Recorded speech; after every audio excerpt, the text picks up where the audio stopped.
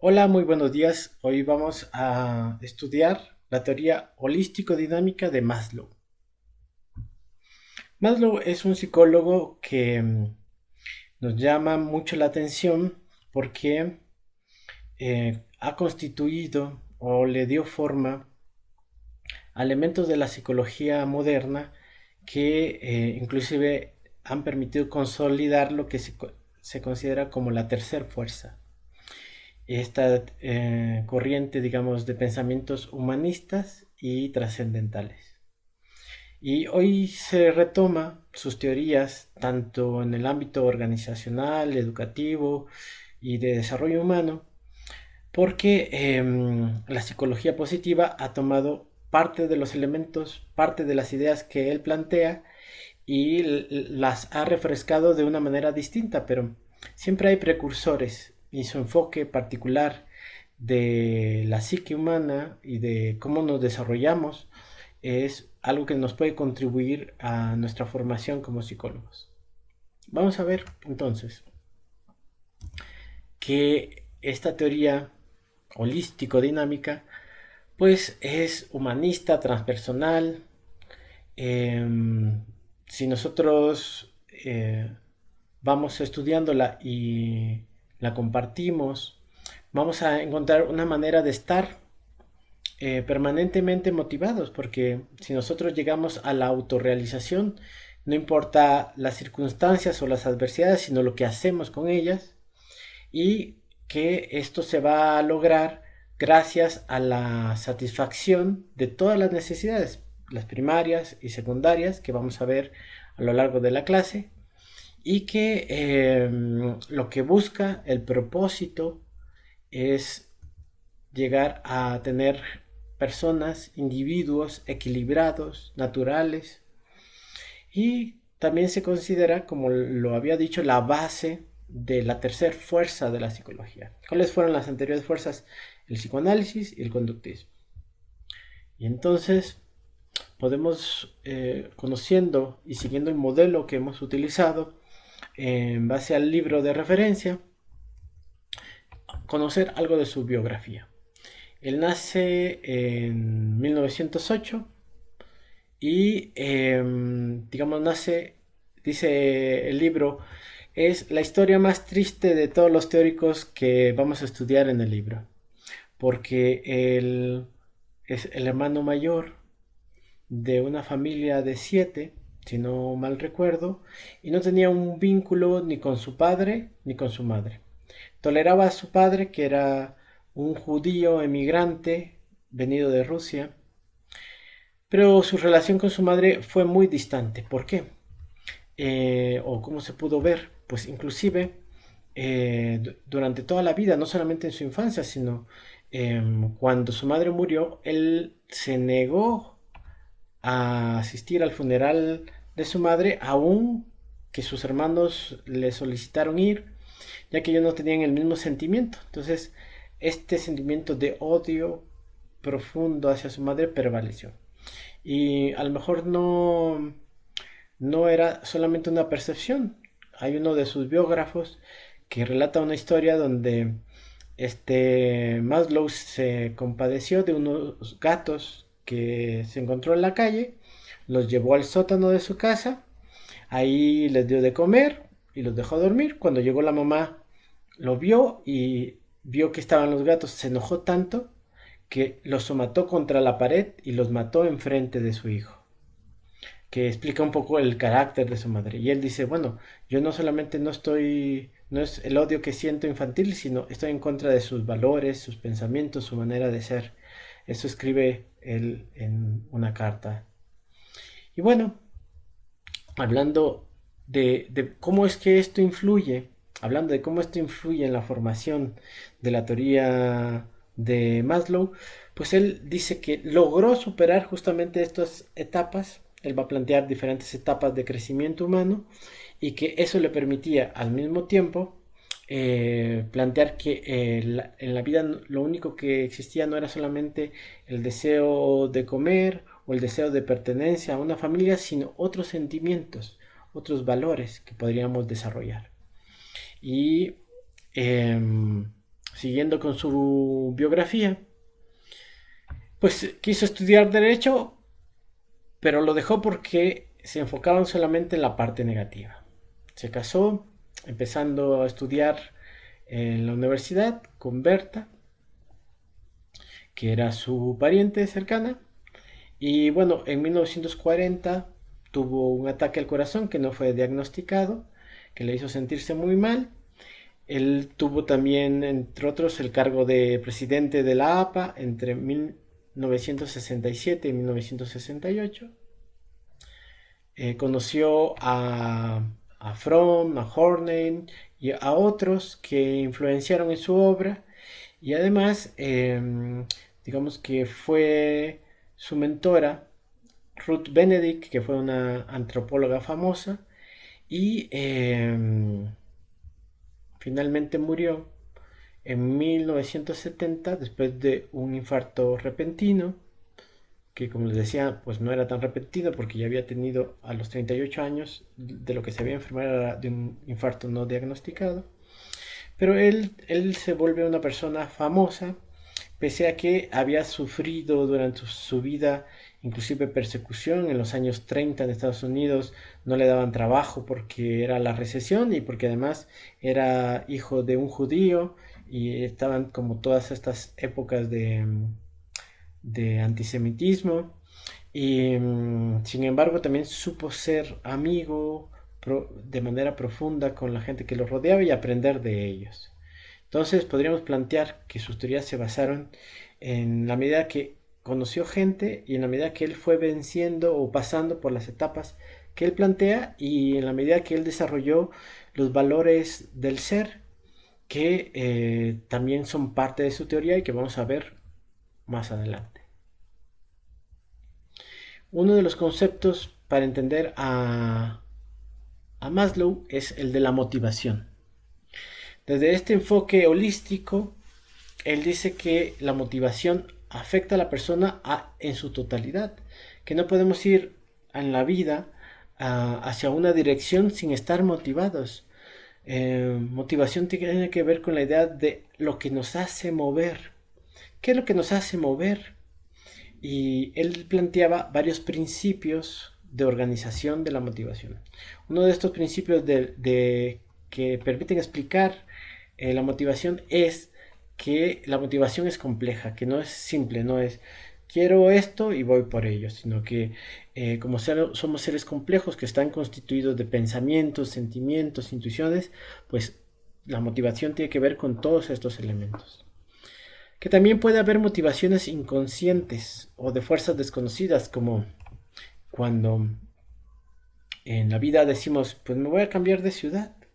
¿Pero por qué? Si aquí estás bien, tienes pareja, o aquí estás bien, tienes trabajo, pero a veces sentimos un llamado, o a veces estamos estudiando algo y sentimos el llamado de dejarlo y ir por el sueño que nos llama el corazón, que no es racional, sino es más bien intuitivo.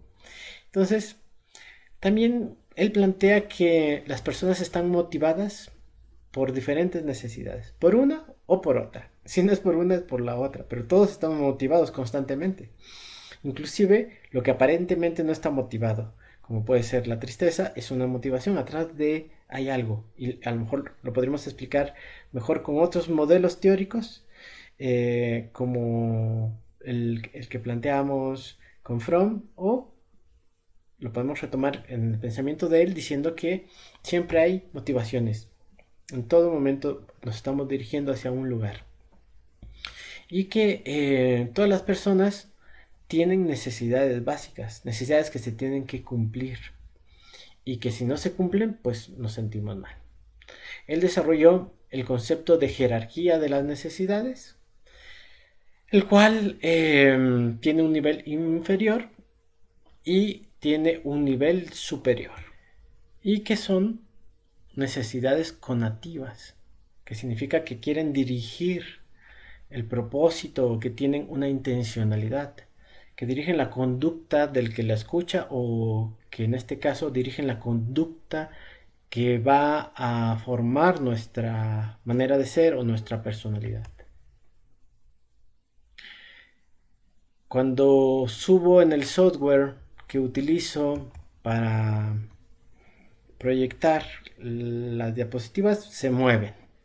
Entonces me disculpo por ese movimiento, pero la original no está de esa manera presentada. Y entonces, las primeras necesidades son las necesidades fisiológicas.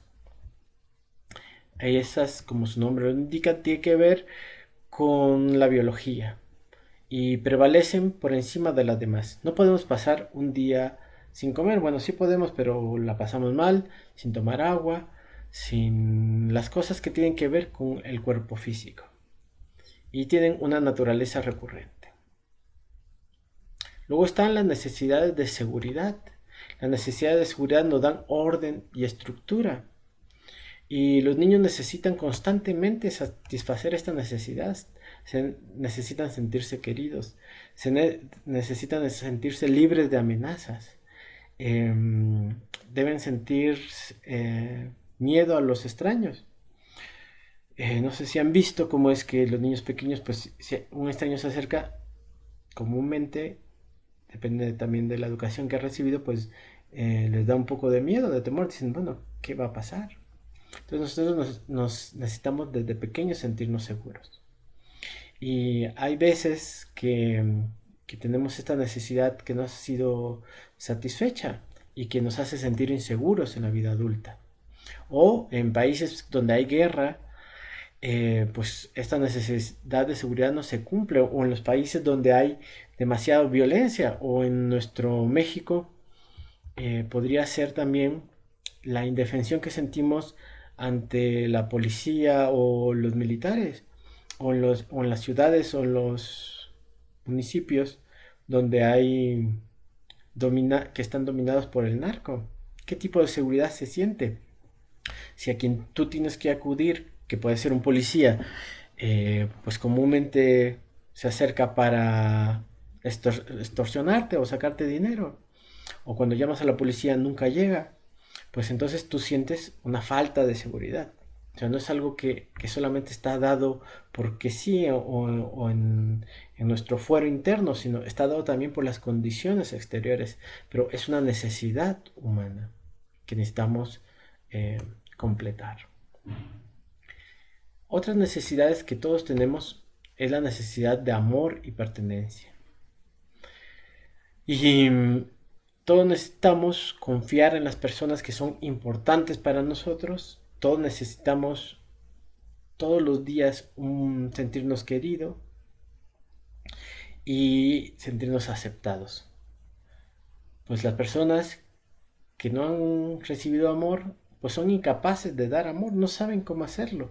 Inclusive llevan o llegan a devaluar el amor, como diciendo, eso es una ilusión, o eso es algo falso, o eso es una norma impuesta. Pero el amor, más allá del condicionamiento, es una fuerza, es una energía, es un afecto que se demuestra pues todos los días y que es necesario.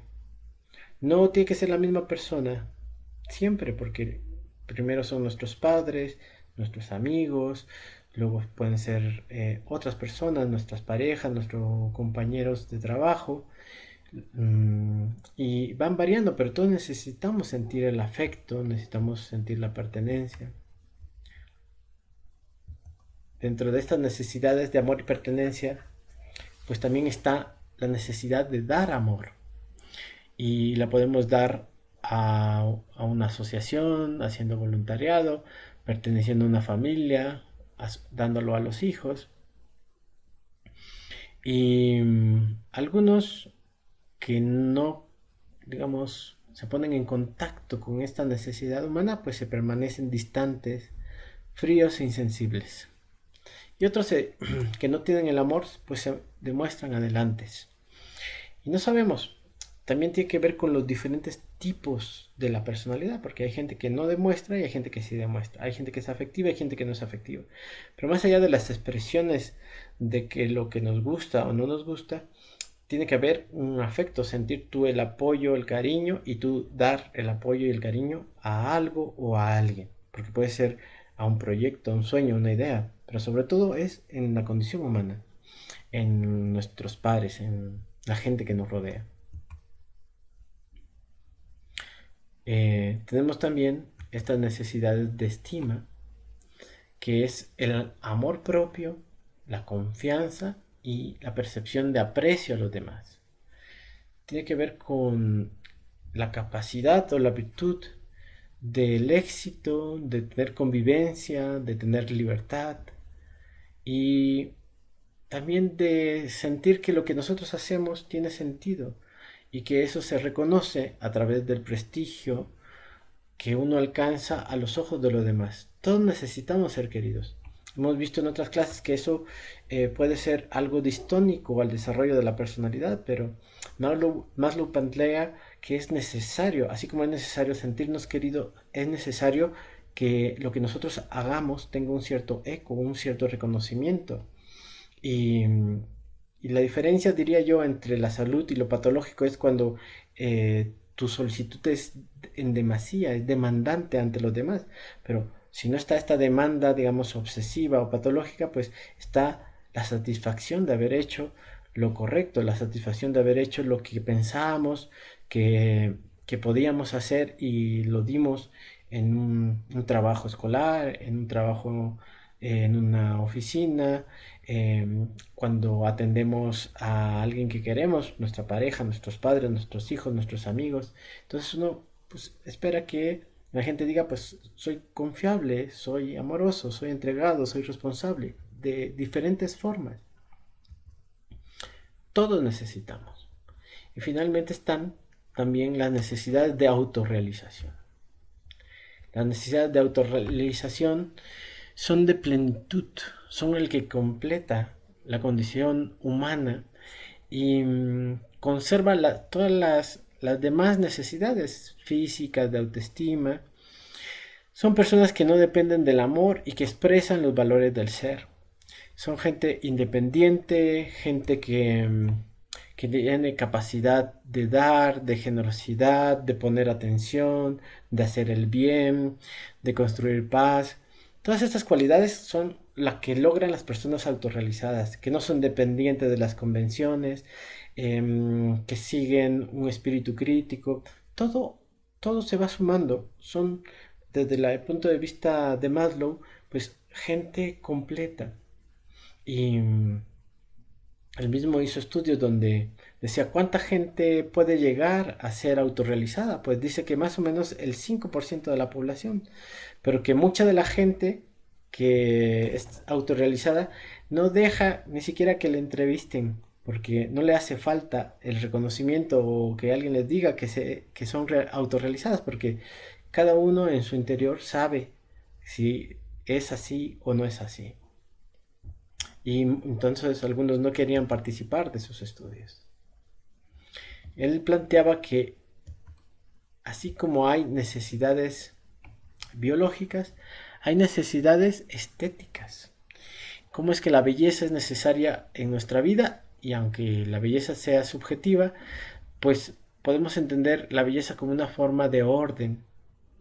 Y hay personas que tienen estas necesidades altamente expresadas. También hay gente que tiene necesidades cognitivas. No todos tienen las necesidades estéticas o cognitivas, que es el deseo de conocer más, de profundizar. Y si las personas no logran el orden y la belleza con las necesidades estéticas o el conocimiento que desean, pues desarrollan una patología que puede ser el escepticismo, la desilusión, el cinismo. Y hay también necesidades, estas eran necesidades del ser y hay necesidades neuróticas. Estas necesidades tienen que ver con las personas que han desarrollado patologías y son improductivas y perpetúan el estilo de vida enfermizo, no aportan nada y suelen ser reactivas. Son comúnmente la compensación de necesidades básicas insatisfechas. Si no lo he logrado, pues entonces yo tengo una necesidad neurótica de lo que sea. Todos los trastornos que podríamos decir. Eh, puede ser neurótico, como hemos visto en otros términos, puede ser una persona dependiente, puede ser una persona que tenga demandas o sobreexigencias, puede ser una persona que tenga depresión, enojo, miedo excesivo. Pues todo eso es una necesidad neurótica, de que nace de, como habíamos visto, de la necesidad de ir cumpliendo cada una de estas, eh, digamos, satisfacciones que dan las necesidades fisiológicas, de pertenencia, de seguridad, etc. Dice Maslow que un individuo promedio tiene cierto porcentaje de satisfacción en las necesidades y que este sería más o menos un acercamiento de un estudio que él realizó y que las necesidades van apareciendo comúnmente de manera gradual, pero no necesariamente o no es exclusivo. O sea, tú puedes tener al mismo tiempo la necesidad fisiológica y la necesidad de la estima sin pasar por la de seguridad, amor y pertenencia. Entonces, se van dando de manera simultánea. Que si bien la necesidad de autorrealización llegan pocas personas, es una necesidad que todos tenemos, que todos deberíamos cumplir o que a un cierto porcentaje nos interesa. Y entonces le decía, puede haber personas interesadas por más de dos niveles de necesidad simultáneas. Y bueno, ahí él dice un comportamiento expresivo y un comportamiento reactivo. El comportamiento expresivo no suele estar motivado, es inconsciente, no tiene objetivos. El comportamiento reactivo sirve a un fin y un objetivo, está siempre motivado y es consciente. Y otras más, como las que hoy podemos ver. Él plantea que hay unas necesidades de orden superior y otras necesidades de orden inferior. Todas son instintivas, esa es la semejanza. Todos necesitamos de todas las necesidades, pero las diferencias son de grado y no de la clase, no de cada uno de los escalones que hemos mencionado. ¿Qué tan profundo necesitas tú el sentimiento o de cumplir la necesidad de estima o de autorrealización? Eso varía entre una persona y otra y del placer o la motivación que tiene. Como les decía, una condición que nos hace ser humanos y que es uno de los conceptos que complementa el pensamiento de Maslow es la idea de los valores B o los valores del ser. Being en inglés. Y estos valores B que tienen las personas autorrealizadas varían, pero él hace un acercamiento, dice autonomía, verdad, bondad, belleza, unidad, vitalidad, singularidad, justicia, sencillez, totalidad, naturalidad, humor. Yo me puedo quedar con una, que es la bondad. Todos necesitamos hacer actos de bondad. Todos necesitamos construir un mundo mejor, un mundo bello. Y bueno, eso tiene que ver con otro valor de la belleza, pero la bondad surge cuando tú te sientes comprometido con la construcción de esa realidad mejor y que te hace entonces ver a los que te rodean y a la naturaleza como parte de ti mismo. O lo puedo decir de otra manera, como lo he comentado de un filósofo que plantea que la diferencia entre la naturaleza y nosotros no existe, porque somos uno solo. Entonces, cuando tú ayudas y participas en la naturaleza, estás ayudándote y participando contigo mismo. Y esa es la idea de la bondad, un compromiso, una responsabilidad, una integración, una visión de totalidad. Y por eso la teoría de Maslow se llama holística, holística porque incluye esa totalidad de la cual estamos hablando ahora. Entonces, estos 14 valores del ser los podemos ver aquí en esta representación. Alegría, humor, plenitud, orden, sencillez, riqueza. Riqueza como lo planteábamos hace un ratito, tiene que ver con la generosidad. Y estos valores que tienen las personas autorrealizadas tienen motivación, están motivadas por verdades eternas. Y él llamó a estos valores como meta necesidades.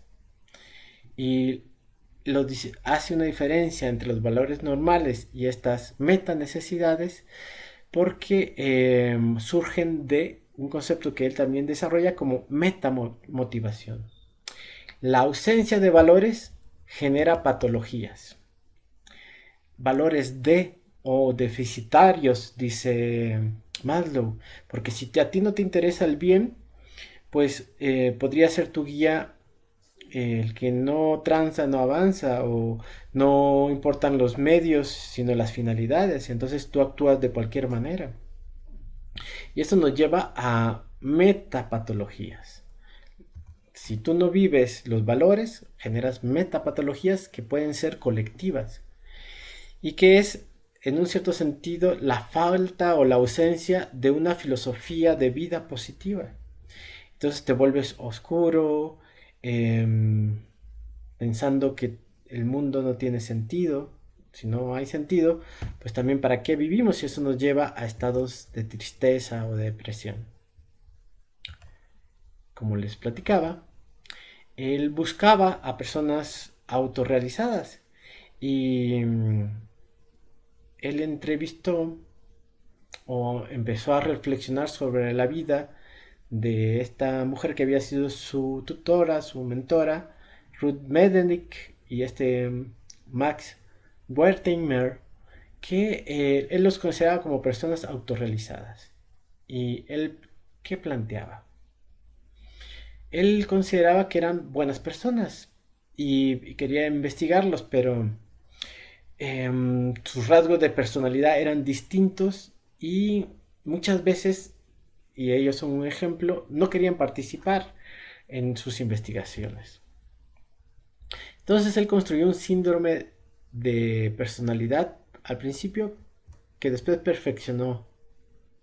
Y él planteó entonces que para lograr la autorrealización se deberían tener algunas características. La primera, no sufrir psicopatologías. Y entonces si se dan cuenta que con los teóricos anteriores pues nos separamos, ya no estamos pensando en lo que dijo Freud, sino estamos ahora planteando que todas las personas podemos ser saludables, que todos deberíamos serlos en algún sentido. Y en este caso pues avanzaron, las personas autorrealizadas avanzaron en su jerarquía de necesidades, aceptaron los valores B y además se hicieron responsables del desarrollo de su propio potencial. No dejaban que otro les diera o resolviera las necesidades de estima o de seguridad, sino ellos se iban haciendo cargo de sí mismos. ¿Qué más características tenían las personas autorrealizadas? Los podemos ver en esta imagen. Una percepción más eficiente de la realidad, una apreciación de las cosas buenas de la vida. Y retomo un ejercicio que les recomiendo hacer.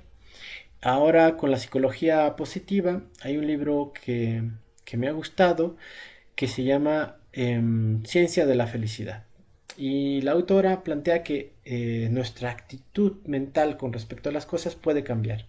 Si tú todos los días, en la mañana o antes de dormir, planteas tres cosas buenas que me pasaron durante el día o tres cosas buenas que me pasaron en el día anterior, y tú lo haces esto durante 3 semanas, tu actitud de ver las cosas positivas cambia. Porque si tú tienes una visión negativa, pues lo que haces es siempre estar negativo. Si tú tienes una visión positiva, también puedes tener una visión más constructiva con respecto a la realidad. ¿Qué otras características tienen? Tienen necesidad de intimidad, de estar cerca, de profundizar, son independientes y tienen tienen interés por los problemas que van más allá de sí mismos, es decir, que hacen algo en beneficio de la sociedad. Son espontáneos, sencillos, naturales. Y no quiere decir que todos sean con una, diríamos, personalidad chispeante. Hay algunos que que él describe que pueden ser serios, pero que siempre son espontáneos, naturales, de acuerdo a su manera particular de ser. No hay una manera única del ser. ¿Y qué es esto de la percepción más eficiente de la realidad? Pues distinguir entre lo falso y lo verdadero. No dejarse engañar por las falsas apariencias. ¿Cuántas veces no hemos nosotros tomado un criterio sobre una persona porque otra persona nos comentó sobre él?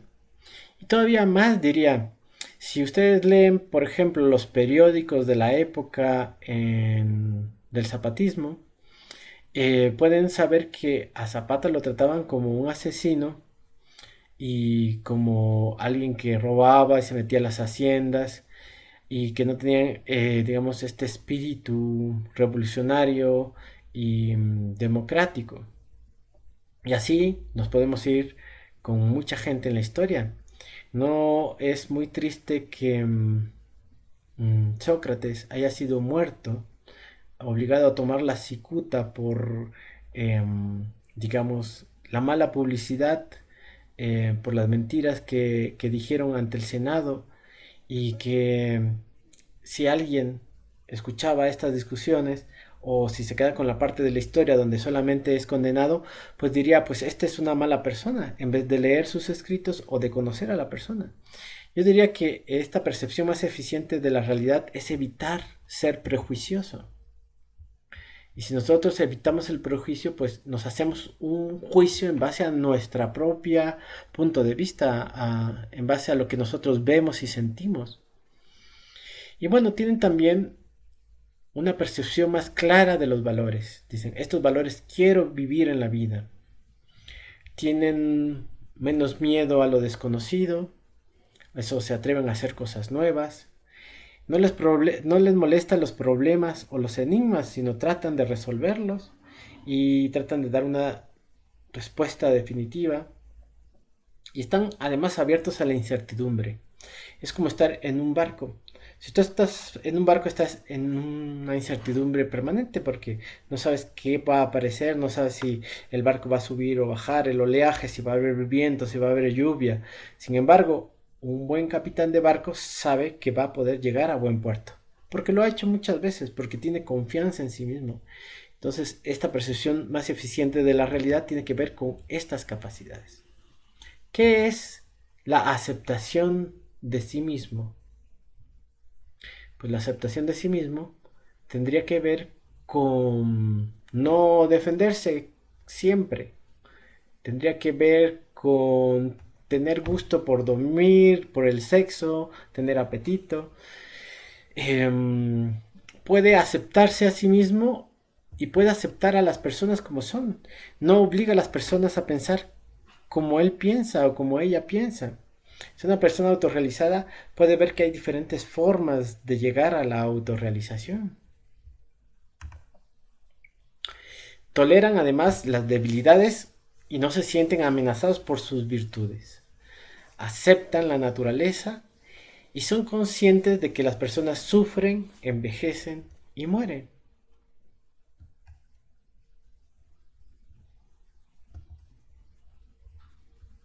Son espontáneos, naturales, sencillos, se ríen, son poco convencionales, no tienen necesidad de una gran fachada. Es como, no sé, el otro día había un meme en el Facebook donde alguien que era recién egresado entraba a un trabajo y pedía que le dijeran licenciado. Licenciado era más bien una forma de asegurar su ego o de calmar su inseguridad. Y que una persona reconocida, como a lo mejor los mismos teóricos que hemos visto, pues siempre han pedido, cuentan algunas anécdotas de que los traten de tú, que los traten de manera abierta, confiada, sin, digamos, anteponer los títulos por delante. Yo tengo o tuve un maestro en psicología que escribió un artículo al respecto y dice, pues los títulos, las cosas que vamos logrando son como las plumas del penacho. La sacamos para hacer un baile ritual, a lo mejor para presentar tus papeles para conseguir un trabajo, pero no para andar presumiendo en la vida ni para ir caminando en la vida, porque eso no es lo que nos define. Lo que nos define es lo que somos y lo que hacemos. Tienen un interés que va más allá de sí mismo. Es que no solamente buscan ganarse la vida, sino tener una vocación. No son egoístas y comparten lo que ellos tienen. Y se interesan por problemas con una base filosófica y ética permanente. Ellos, las personas autorrealizadas, tienen necesidad de intimidad. Les decía yo, es una forma de profundidad. Pueden estar solas y no sentir soledad.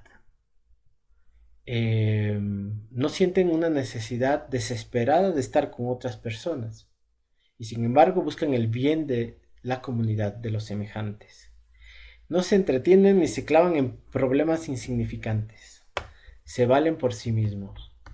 Me quedo para explicar nada más con no se entretienen con problemas insignificantes. ¿Cuántas veces se ha hecho una discusión o inclusive una guerra por detalles pequeños?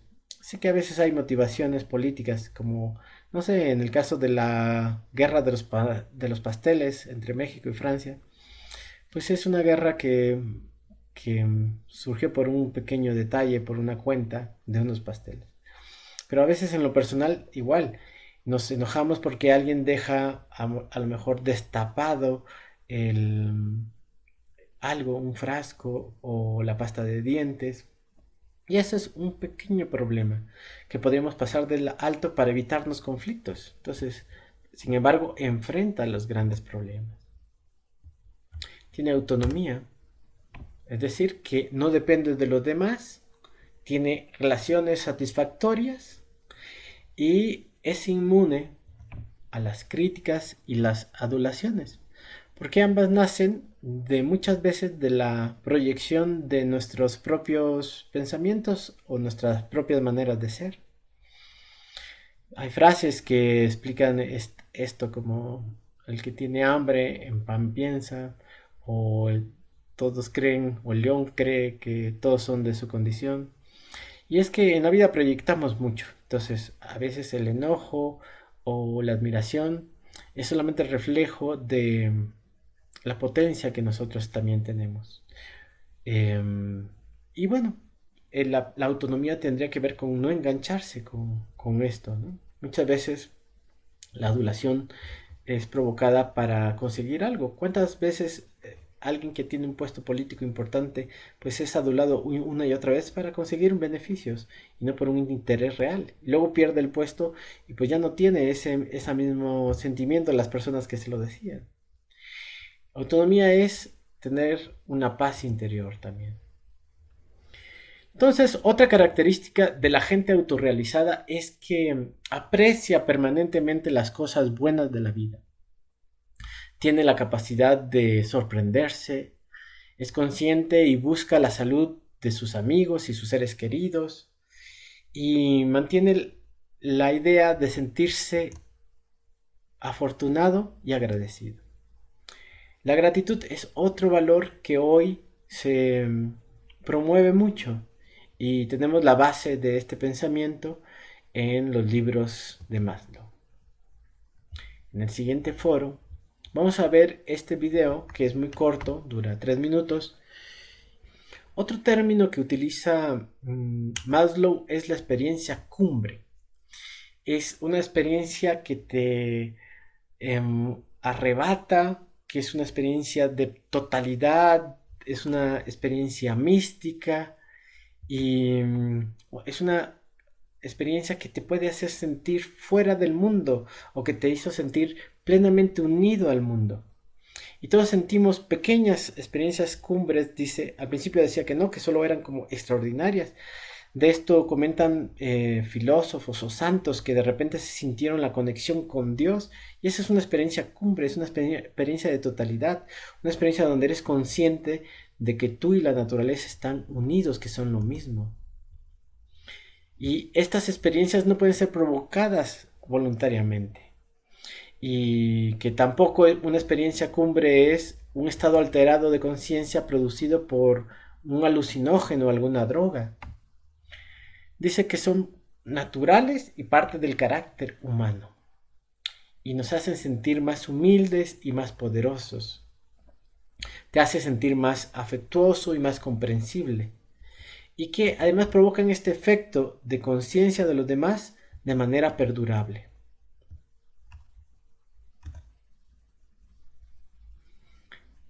Tienen un espíritu comunitario. ¿Qué es el espíritu comunitario? Es interés social. Es una actitud afectuosa con los demás.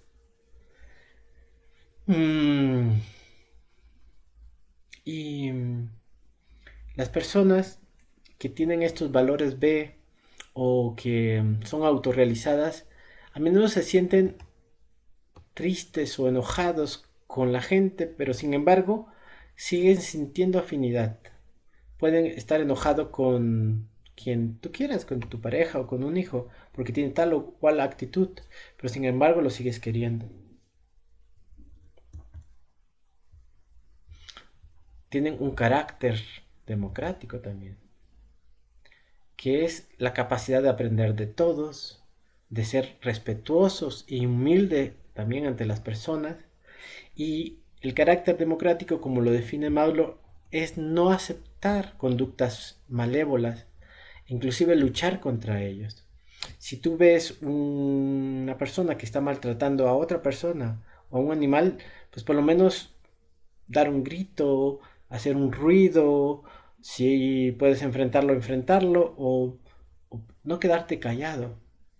Muchos de los males se producen o se reproducen porque la gente se queda callados tanto en el hogar como la sociedad. Buscan relaciones interpersonales profundas. Le da sentido y significado la vida comunitaria, el afecto. Y sus amigos suelen ser personas equilibradas también. Ellos distinguen o cuando te conviertes o cuando logras cumplir la necesidad de autorrealización en personas que distinguen entre medios y fines, entre conductas buenas y, disfrutan hacer las cosas, no necesariamente para alcanzar otro fin. Un ejemplo de confusión entre medios y finalidades es el tema del dinero. La gente confunde el dinero como una finalidad, pero si yo estuviera, no sé, encerrado en un palacio con mucho dinero y no puedo salir, pues qué felicidad es esa. O peor, en un cuarto lleno de oro y no puedo más que admirar el oro, pues no me sentiría satisfecho con la vida, me faltarían muchas otras cosas. ¿Y por qué hacer actos de bondad? No para ganarse un cielo o para ser reconocido o admirado por otros, sino uno tiene que hacer actos de bondad porque el bien, el placer de hacer el bien, tiene en sí mismo su recompensa, porque es bonito, porque es útil, porque me siento completo cuando hago un acto de bondad y no porque quiera que alguien me saque una fotografía y lo suba en el Facebook. Sentido de humor filosófico. Se pueden burlar de sí mismo, las bromas no tienen que ver con despreciar a otros, son más bien sonrisas que carcajadas, es espontáneo más que planificado y disfrutan del amor, del sexo y pueden, en el caso de las personas que tienen un amor deficitario, pues comúnmente siempre demandan a los demás. Los que tienen un amor del ser son más bien comprensivos, recíprocas, comprometidos. Y en el caso del sexo, pues no son dominados, toleran su ausencia, no tienen tampoco una deficiencia, no les hace falta. Y no siempre es una experiencia emocional trascendente. Pueden disfrutar del sexo eh, en todas sus expresiones, en todas sus formas y modalidades. Retomando conceptos de... Ya cerramos la parte de las características de las personas autorrealizadas y vamos a ver algunos otros conceptos que desarrolló Maslow. Uno es el de la filosofía de la ciencia. En el tema de la filosofía de la ciencia, él plantea que la ciencia debe ser o debe de estar al servicio del ser humano y no al servicio de los grandes corporativos. Tiene que tener un enfoque que permita ver a la persona como una totalidad, como un enfoque holístico, y que los científicos se preocupen más por las personas que por los productos. Hoy los que más, digamos, lo que más se hace en ciencia, lo que tiene más financiamiento, tiene que ver con medicamentos o con cosas de la guerra y no con las personas. Dicen que si todo el dinero que se ha utilizado en la guerra se hubiera utilizado para responder a la pregunta de cómo detener el hambre en el mundo, ya lo hubiéramos logrado. Y entonces así debe ser el enfoque de la filosofía de la ciencia, más importando el individuo que los grupos humanos. También hay que desacralizar lo que haya que desacralizar, es decir, que hay carencias que no tienen, creencias que no tienen sentido, como todos sabemos que pues decían que los virus no existían hasta que vino alguien y desacralizó esta idea y demostró que no era verdad, o cómo es que aún se enseña en la preparatoria o en la universidad cómo es que la teoría de Darwin es verdadera, pero hoy se sabe que no, o sea, que hay diferentes especies simultáneas, que no hay una evolución planteada desde el Cromañón, Australopithecus, Homo sapiens, sino que son saltos que se dan en la conciencia. Entonces, es en ese sentido de profundidad, de no repetir las cosas de manera con conocimientos superficiales, sino que tenemos que buscar cada vez un entendimiento más pleno y que los psicólogos deberíamos ser equilibrados. Él plantea también el tema del complejo de Jonás. Se acordarán ustedes que Jonás es un predicador o alguien que recibió la instrucción de Dios, en la Biblia está, y que entonces resulta ser que él se niega a cumplir esta orden que recibió de Dios, se sube en un barco y comienza a haber una tormenta, él está muy dormido y echan la suerte, echan primero todas las cosas y luego dicen, pues a lo mejor alguno de nosotros tiene una maldición, echan suertes y le toca a Jonás y él dice, bueno, sí, yo me he negado a cumplir el deseo, el orden, el mandato de Dios y lo tiran por la borda, se lo come una ballena, está 3 días completos, 3 días, 3 noches y finalmente él acepta su destino, su vocación de ser predicador y lo sacan de la ballena y va a cumplir su digamos, compromiso que había hecho. Y eso, el complejo de Jonás, según lo vemos en Maslow, pues tiene que ver con aceptar nuestra propia grandeza, que podemos enseñar a los demás, que podemos dar a los demás lo que nosotros somos. Ese mandato, ese llamado de Dios, no es más que el llamado de nuestro propio ser interior que quiere expresarse. Entonces, hay que combatir ese miedo al éxito, ese miedo a alcanzar la perfección y la belleza. Él también plantea el tema de la psicoterapia. ¿Cómo debe ser la psicoterapia? La psicoterapia desde el punto de vista de Maslow, y hay quien da terapia con esta orientación, es que los clientes deben buscar adoptar los valores del ser. Es decir, que en tu vida importe la verdad, el bien, la justicia, la belleza, la sencillez. Y que, entre otros elementos, busquen que el cliente vaya desarrollando la jerarquía de necesidades, que busquen una relación de amor y pertenencia, de profundidad, de confianza equilibrada, interpersonal, y también esa relación con el terapeuta. Esa es la medicina psicológica. Y que la gente además se sienta bien con los dos primeros de necesidad, los dos primeros niveles de necesidades, pero que además acepten mayor profundidad en los niveles superiores.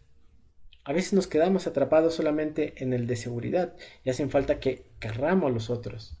Es una necesidad humana. Entonces la terapia serviría para que te des cuenta que también tienes una necesidad de estima, de autorrealización. Entonces, bueno, ya preparándonos el cierre de la clase, el tema de la autoestima es atribuida al crecimiento de los valores B. Y la baja autoestima está atribuida a la importancia que le damos a los valores deficitarios. Quien no tiene, habíamos dicho, un desarrollo, un interés por los valores B, desarrolla una patología. Una patología desde este punto es una baja autoestima. El tema de la psicología positiva que he mencionado, pues hoy se busca desarrollar esperanza, optimismo, bienestar. Y eso se basa pues en las enseñanzas de Maslow. Les decía yo que ha habido muchas investigaciones. La que les dejé de tarea opcional del libro de Ciencia de la Felicidad es justamente de esta autora rusa, de apellido ruso, Lyubomirsky. Plantea justamente cómo es que con 15 minutos diarios durante 3 días, resaltando las experiencias positivas, pues podemos sentirnos mejor. Y no solo es una cosa subjetiva, sino también una cosa física. Entonces, no sé, recordando un cuento del libro de inteligencia emocional, que dice que había un gran samurái muy poderoso que iba pasando por el pueblo de donde había un sabio muy famoso, que dijo, bueno, le voy a preguntar algunas dudas que tengo. Entonces dice que se acercó al sabio y le dijo, ¿qué es el cielo? ¿Qué es el infierno? El sabio lo volteó a ver de reojo y siguió su camino. El samurái, no acostumbrado a que recibiera esas formas de desprecio, se enojó tanto que sacó la katana y estaba a punto de cortarle la cabeza. Y entonces el viejo sabio se voltea y le dice, ese es el infierno. El samurái, conmovido, se da cuenta que era una enseñanza, guarda la katana y se siente agradecido por el maestro, se inclina hacia él y le dice, maestro, discúlpame, me dejé llevar por el impulso, te agradezco mucho la enseñanza. Y el anciano le dice, eso es el cielo. Y pongo este cuento como un ejemplo de cómo es que los seres humanos podemos tomar conciencia de las cosas que nos pasan de una manera o de otra. Y que, como habíamos visto con Fromm, pues la mayor esclavitud puede ser nuestras propias emociones. Y en el caso de Maslow, pues que es necesario cultivar estos valores de gratitud, de humildad, de sencillez, para que podamos entonces tener una experiencia humana más completa, más holística, total, que incluya a todas las personas y a todos los seres. Les decía que cerrando, la crítica a la teoría de Maslow se encuentra en, ¿es capaz de generar investigación? Sí, tiene una calificación alta. ¿Es refutable? No, es difícil de refutar por la forma en que él lo expresa. ¿Sirve como guía práctica? Sí, inclusive hemos dicho que ha desarrollado estas nuevas teorías como la psicología positiva. ¿Tiene coherencia interna? Sí, también, alta. ¿Y es sencilla? Sí, aunque algunos de su moderada, dice el texto, y si uno lee a Maslow, pues se va a dar cuenta que pues justamente su forma de explicar, pues a veces nos lleva de un lugar a otro. Pero eso le pasa a muchos otros autores. Y finalmente, en el concepto de humanidad, nosotros podemos resaltar, ¿él es optimista o pesimista? Pues optimista, tiene esperanza en el ser humano. ¿Da importancia a la singularidad o a las semejanzas? Pues ambas cosas. ¿Es teleológica o causal? Pues es más teleológica porque dice que en base a la evolución, en base a los pasos que van dando su jerarquía de necesidades, el hombre puede desarrollar los valores B. Consciente versus inconsciente, pues da importancia también a las dos. Determinismo versus libre elección. Nos encontramos pues con esta dicotomía, pero él también habla de que hay los dos elementos, tanto la familia como el entorno, la comunidad, tus creencias, y vemos que él casi en todos tiene esta parte dual. Factores biológicos y sociales, los dos los toma en cuenta. Pues esa es nuestra revisión de la psicología holística, de esta que ha sido considerada la tercera fuerza, y vemos con el ejemplo de la vida de Maslow, un hombre capaz de pasar sus experiencias adversas, de haber tenido a lo mejor una madre que fue una experiencia negativa y transformarla en un viaje de autorrealización. Todos los seres humanos, como en el caso de Jonás, tenemos que viajar a nuestro inconsciente, a nuestra parte profunda, a nuestros miedos y salir de ahí para cumplir la función que nos toca. Los invito yo a soñar con esa completura, con esa totalidad y nos vemos en la próxima clase.